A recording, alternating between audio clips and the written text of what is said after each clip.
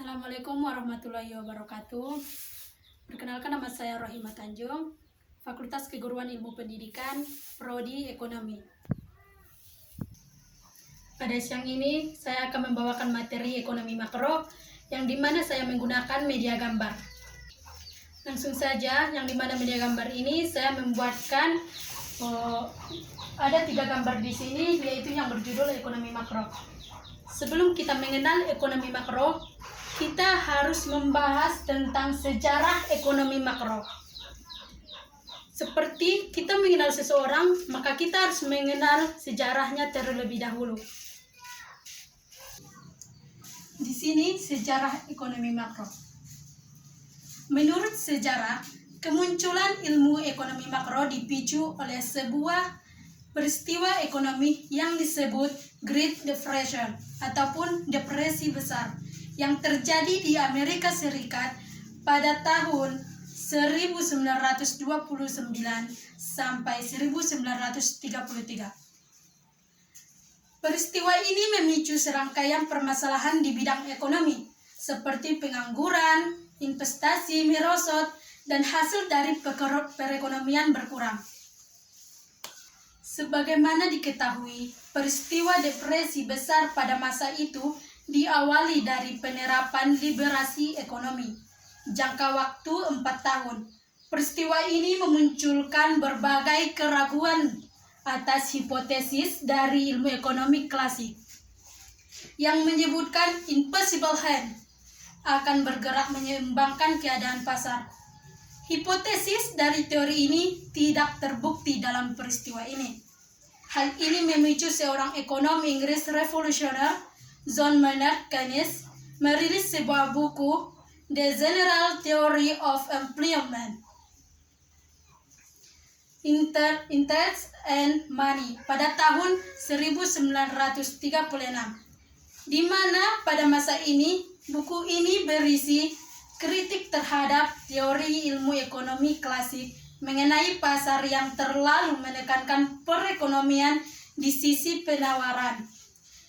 Ia juga menawarkan solusi yang mampu memulihkan keadaan ekonomi negara dengan bantuan negara itu sendiri di bidang ekonomi untuk memberikan rangsangan dari sisi pemerintah. 2 ide radikal Keynes dalam buku tersebut memberikan again segar bagi dunia perekonomian. Ada 3 hal pembaruan yang perlu dilakukan. Yang pertama yaitu ilmu ekonomi perlu memperhatikan dimensi global ataupun makro. Inilah yang memunculkan ilmu ekonomi makro seperti yang kita kenal sekarang ini. Kedua, pemerintah berperan aktif dalam analisis ekonomi sehingga memberikan asumsi terhadap pentingnya peranan analisis kebijakan ekonomi. Dan yang ketiga, perlunya dilakukan studi-studi empiris terkait kebijakan ekonomi makro. Solusi radikal yang ditawarkan Keynes membuat namanya dikenang sebagai bapaknya ilmu ekonomi makro. Hebat bukan? Sekaligus ekonom kritis yang mengembangkan analisis induktif. Sebab sebelumnya ekonomi hanya dianalisis dengan menggunakan analisis deduktif. Padahal analisis induktif juga perlu diterapkan.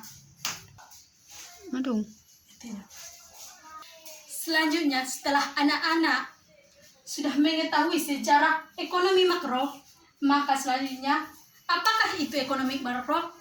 Apakah itu ekonomi? Apa sih makro? Maka dari itu, Ibu di sini akan memperluas apa itu pengertian ekonomi makro. Dan jika ada yang ingin ditanyakan, maka silakan bertanya setelah Ibu memberikan penjelasan mengenai ekonomi makro tersebut.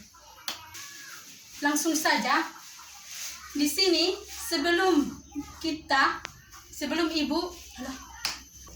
langsung saja di sini pengertian ekonomi makro.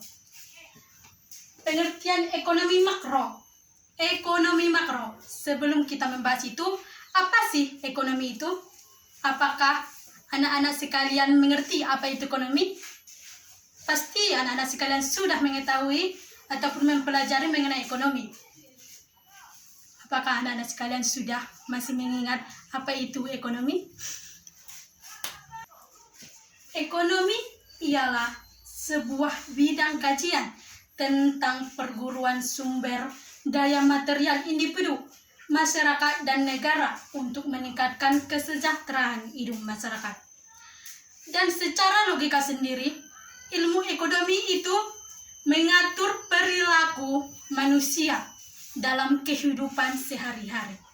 Selanjutnya, pengertian ekonomi makro. Ada 4 para ahli yang memukakan ataupun menyimpulkan pengertian dari ekonomi makro tersebut. Makro. Dan yang pertama yaitu Adam Smith, Mill Z.S., Abraham Maslow, Hermawan Hartayajaya, Paula Ahmad Samuelson.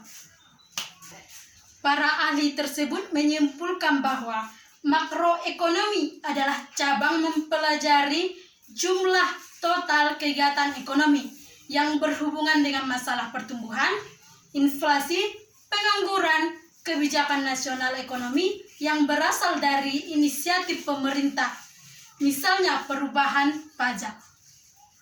Jika membahas ekonomi makro, pasti yang terbenak dalam pikiran anak-anak sekalian yaitu ekonomi mikro. Apa sih bedanya ekonomi makro dengan ekonomi mikro? Pasti anak-anak sekalian bingung atas hal itu. Maka Ibu akan menjelaskan perbedaan ekonomi makro dengan ekonomi mikro. Perbedaannya sangat jelas dilihat dari analisis dari ekonomi makro dan mikro tersebut. Analisis dari ekonomi mikro yaitu analisisnya meliputi bagian-bagian kecil dari keseluruhan kegiatan perekonomian seperti seorang konsumen, suatu perusahaan atau pasar. Sedangkan ekonomi mikro analisis sifatnya lebih global, lebih luas dan menyeluruh seperti tindakan dari konsumen, kegiatan pengusaha dan perubahan-perubahan kegiatan ekonomi secara keseluruhan, menyeluruh. Dan ada juga di sini masalah utama dalam ekonomi makro. Tapi ini akan Ibu bahas pada minggu depan. Tapi di sini Ibu akan menjelaskan sedikit ataupun menyampaikan masalah-masalah tersebut. Anak-anak sekalian mencari dan mencari tugas apakah itu masalah-masalah dalam perekonomian makro.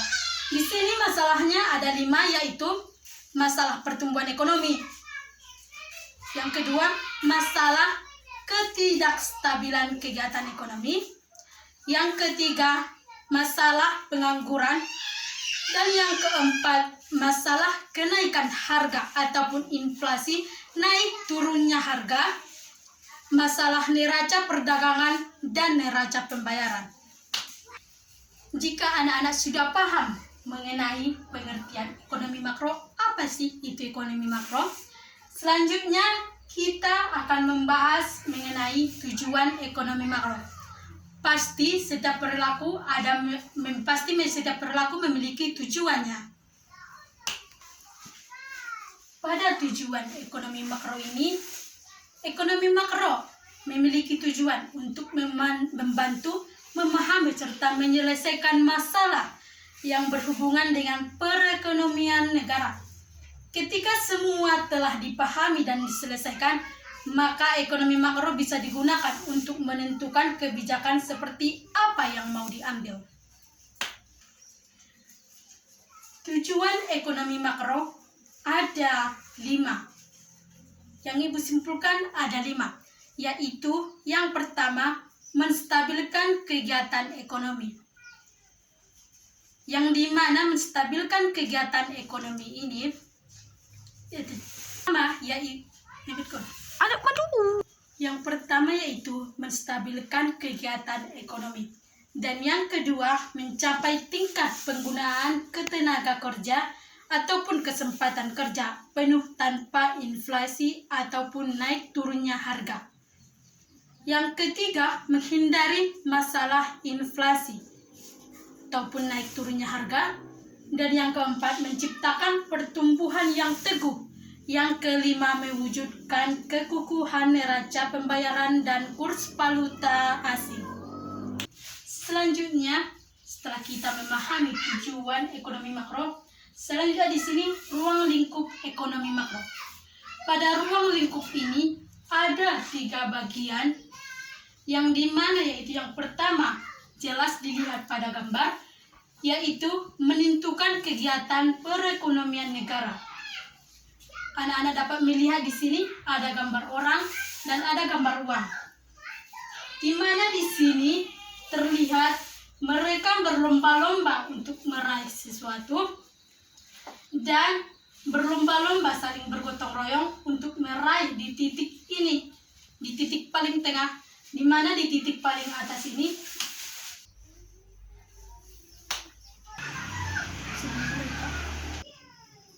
menentukan kegiatan perekonomian negara. Ilmu ekonomi makro akan mampu penjelasan gerakan perekonomian dalam menghasilkan barang dan jasa. Pendekatan yang digunakan akan memberi detail pengeluaran secara keseluruhan, yaitu pengeluaran pemerintah, ekspor-impor pengeluaran, pengeluaran rumah tangga, dan pengeluaran perusahaan ataupun investasi. Yang kedua, kebijakan pemerintah. Sebuah negara takkan lepas dari persoalan tentang inflasi ataupun pengangguran. Di sini terlihat pada gambar ada grafik, di mana di sini ada grafik naik turunnya suatu harga pasar. Maka yaitu di sini pemerintah berperan penting mengatasi permasalahan ini dengan serangkaian kebijakan fiskal ataupun moneter. Kebijakan fiskal, apakah anak-anak tahu apa itu kebijakan fiskal? Pasti tidak asing di telinga anak-anak sekalian. Sebagian pasti mengerti apa itu kebijakan fiskal. Nah, Ibu akan mengulangi kembali apa itu kebijakan fiskal. Kebijakan fiskal adalah strategi pemerintah mengubah struktur dan jumlah pajak serta pengeluaran dengan tujuan mempengaruhi aktivitas ekonomi. Sementara itu, kebijakan moneter juga merupakan strategi pemerintah dalam mempengaruhi peredaran uang di masyarakat. Yang ketiga, pengeluaran menyeluruh akrerat. Pada gambar ini, pengeluaran menyeluruh akrerat yang tidak ideal memicu masalah perekonomian. Ketika pengeluaran menyeluruh berada dalam taraf yang ideal, maka inflasi bisa dikontrol dan kesempatan kerja lebih baik. Setelah kita memahami mengenai ekonomi makro secara menyeluruh, tentang apa itu sejarah ekonomi makro, pengertian, tujuan ruang lingkup ekonomi makro, maka kita dapat menyimpulkan bahwa ekonomi makro sangat dibutuhkan sebuah negara untuk menganalisis perkembangan perekonomiannya. Apakah kebijakan yang diambil sudah sesuai dengan jalur tujuan yang diinginkan atau belum? Jika belum, nantinya bisa dibenahi dengan mencari penyebab dan solusinya.